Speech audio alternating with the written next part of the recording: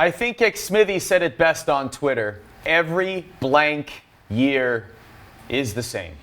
Here to break down Team Liquid's performance at Worlds, Darin Kwilinski. I'm Ardo Cal. And look, on paper, Team Liquid had the best possible team, maybe the best team North America's ever sent to Worlds, right? Oh, by far. And they had great roster. They had great results on top of winning the LCS. They did great at MSI, runners-up. Mm-hmm. They had a decent first round, or round one in groups, 2-1, in great position to advance. And now here we are talking about their demise. What happened? Incredibly lackluster draft phase in the final game against Invictus Gaming. It was. Was it just that, or was it more than that? It started there, and it was the biggest factor. And the next biggest factor, which was also very large, was Rookie blowing up the game with 2 early kills. A solo kill on Jensen, and then a solo kill on Impact with an assist from the Shy. It was a tragic turn of events just because of the way things played out.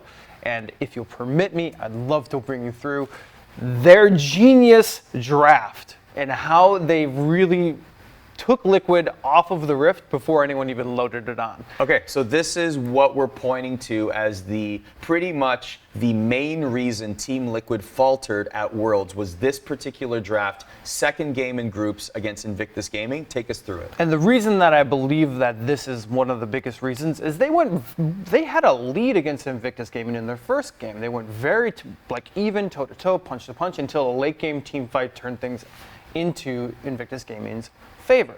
Now, let's look at what they first did. They targeted Smithy, one of their most consistent players and someone who can probably have the most impact on the Rift overall. What did they do?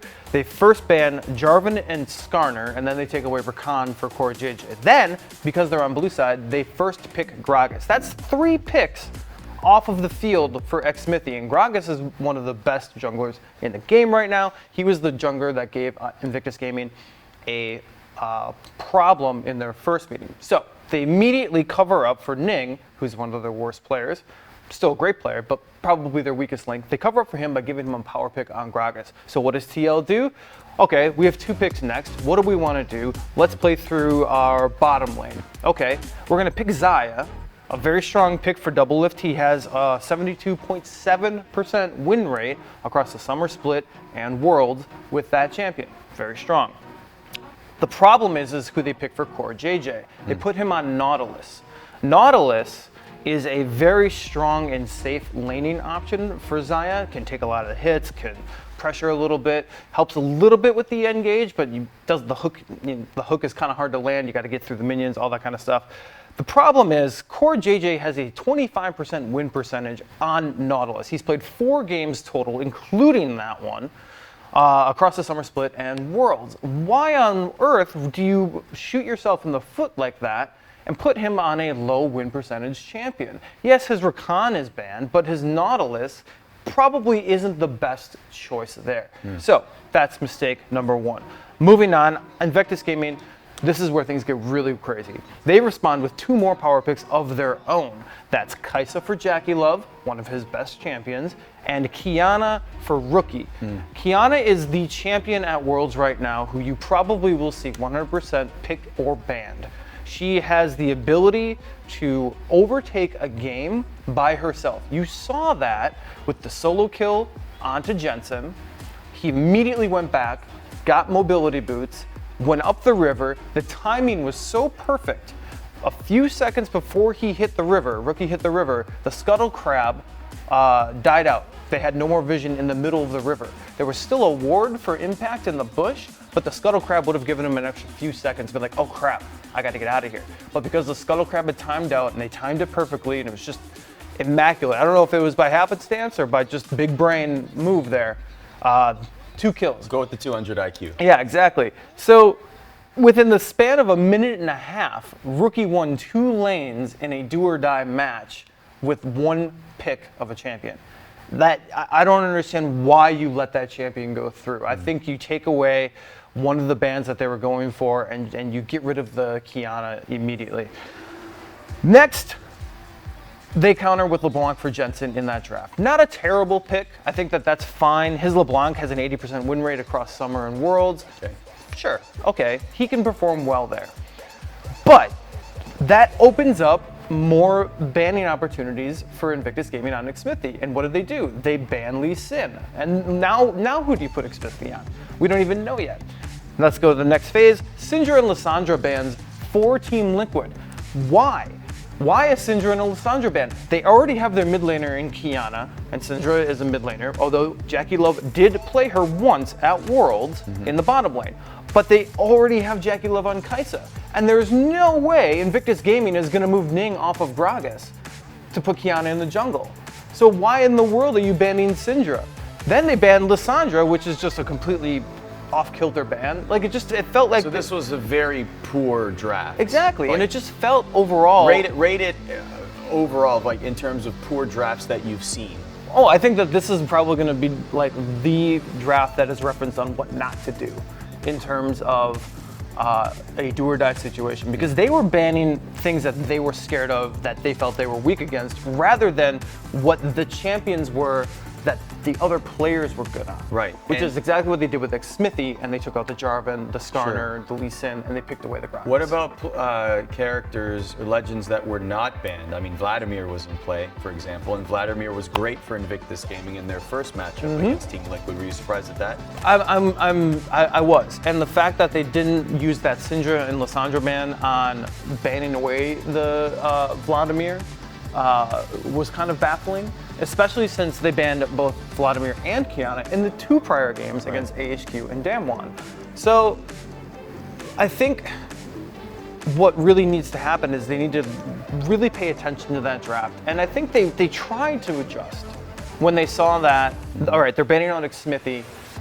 Where do we want to place our power in? Where do we want to place our bets in? All right, bot lane, that's exactly where you should do it. Bot lane, Double Lift and Core JJ are two of the most consistent players, one of the most consistent bottom lanes, not only from North America, but probably in the world. You don't really see them overtaking games until late game. They don't usually fall behind. They're there. They're there for you until they get online. But the Nautilus pick was really, really rough, and Team Liquid needed immaculate play from their solo laners for this to work, and it just didn't happen because the team composition was atrocious. There was so much engagement tools on the side of Invictus Gaming, from Gragas Barrel to Kiana ult to Alistar headbutt combos, and they also had disengage tools if Team Liquid ever tried to engage. What were you going to do? Throw the undertow from Xmithie, which is unreliable sometimes, and it's a skill shot, so you might miss? Like, okay, that's fine. They're just gonna walk backwards or Gragas Barrel if they need to disengage that fight. There was no way that they were gonna win team fights. They needed picks, they needed snowballs, and they needed Rookie to not be on Kiana. Well, now they need to look at the future. So what I'd like to ask you now is, based on Team Liquid's performance at Worlds, it's a disappointing performance no matter how you look at it. So where do you think, what do you think will happen regarding changes? Will we see any changes made at all? Will it be player changes? Will it be personnel changes? What do you think will happen to Team Liquid in the offseason? Honestly, I think that all of their players are 5 of the best in North America. And you can make an argument that at their positions, they're definitely each in a top 10 list worldwide. Some of them in top 5 as well. I don't think that you need to do anything player-wise. I think that the players as a core have proven that they are capable of winning. They are capable of doing damage internationally, where they did beat Invictus Gaming at MSI, but ended up getting blown up by G2 in the finals. I really think what needs to happen is you need to look a little bit at the coaching staff and Kane and the research that they had done into that last match and some of the really bizarre decisions that they made in that pick ban phase. And again, I'll point out the Syndra and the Lissandra. So this could fall on the coaching staff. I think it should. I really do. I think that part of the reason that the coach is on stage is to help guide that draft and to see what's going on and to understand, hey, this is the stronger route to go, guys. Let's do this, because they're, look, it's a team effort. I'm not sure how much Team Liquid weighs in onto the pick bands. I'm sure they're all discussing it, but the coach probably has the final say, and he needs to be there and know these things. Yeah. It'll be interesting to see what happens to Team Liquid in the offseason. Let's end on this. Every year there's some sort of North American hope. NA is the only region to not win at only major region to not win at Worlds. Mm-hmm. And once again, they will not be. There are no more NA representatives. And we always ask the question, after this happens, after the NA hope is squashed, will it ever happen? Will we ever see a North American Worlds champion in our lifetime? I mean, it sounds weird to say, but I'm wondering, will it ever happen?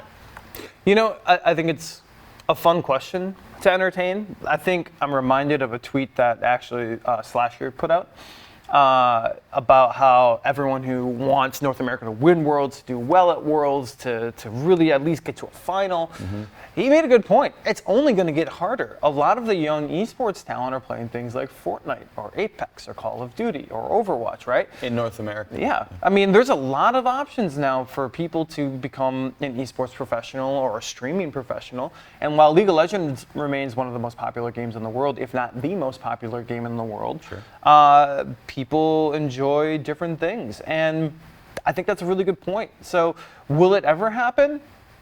I mean, we just sent our best team to Worlds and they didn't even, like our best team ever, and they didn't even make it out of groups. So I think meanwhile, Cloud9 made it to the semifinals last year, so it's not impossible. It's very true. No, I don't think it is. I think it's partly draw, it's partly the group stage, you know, the momentum going in, the strength of the other regions. I mean, LCK had a couple of down years, and then that's when the LPL rose up. Sure. So will it ever happen? Yes, it will eventually happen. Will it happen in the next few years? Man, I hope so.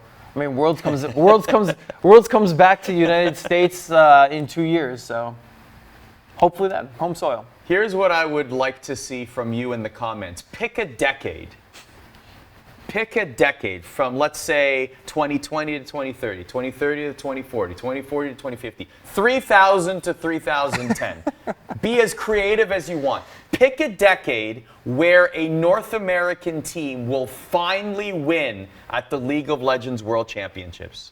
I'm going to say No. You know what? I'm going to be optimistic. 2020 to 2030, we're going to see a champ. I think when League of Legends 2 comes out, we'll see a North American champ. Let us know in the comments below. And of course, continued coverage available at espn.com/esports.